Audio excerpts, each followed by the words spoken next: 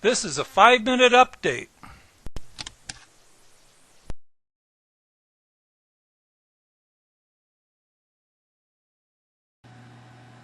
This is a 5-minute update for March 17th, 2009.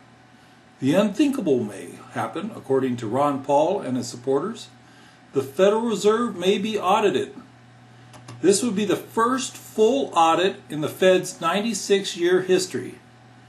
The Federal Reserve was originally formed in 1913 by a vote of Congress in an effort to give large national banks control over the monetary system. In creating this nation's third central bank, it was hoped that the Fed could prevent panics and depressions. The dissolution of the Second Bank of the United States was President Andrew Jackson's biggest achievement. Jackson was nearly killed by an assassin's bullet.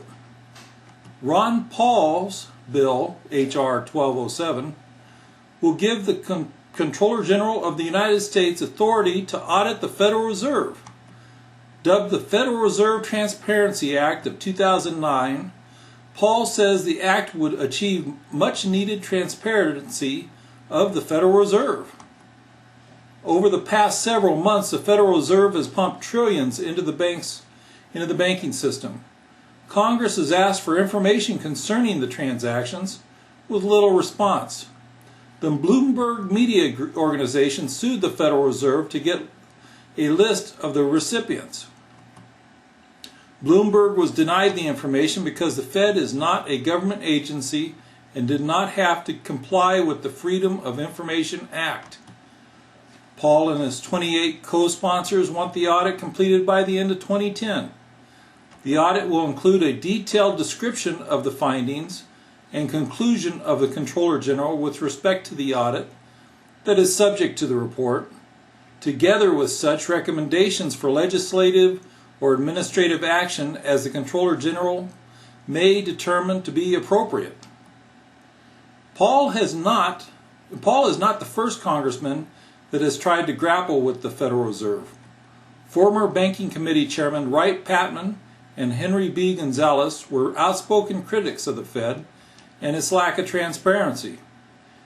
In the past, he has not had much support for his cause. With the recent downturn in the economy, the bailouts of the large Federal Reserve member banks like J.P. Morgan Chase, Citigroup, Bank of America, and Wells Fargo, other congressmen have taken an interest. The Federal Reserve charges the government interest on the money they create. By law, the Federal Reserve must pay the member banks a 6% dividend each year. Those member banks include B of A, J.P. Morgan Chase, etc. The Treasury gets what is left over. President Woodrow Wilson says the creation of the Federal Reserve was his biggest mistake.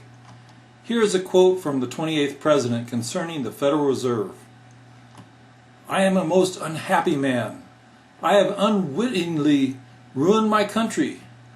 A great industrial nation is controlled by its system of credit. Our system of credit is concentrated. The growth of the nation, therefore, and all our activities are in the hands of a few men. We have come to be one of the worst ruled, one of the most completely controlled and dominated governments in the civilized world. No longer a government by free opinion, no longer a government by conviction and the vote of the majority, but a government by the opinion and duress of a small group of dominant men." This has been a 5-minute update. Remember to subscribe to our videos. Remember to subscribe to our YouTube channel.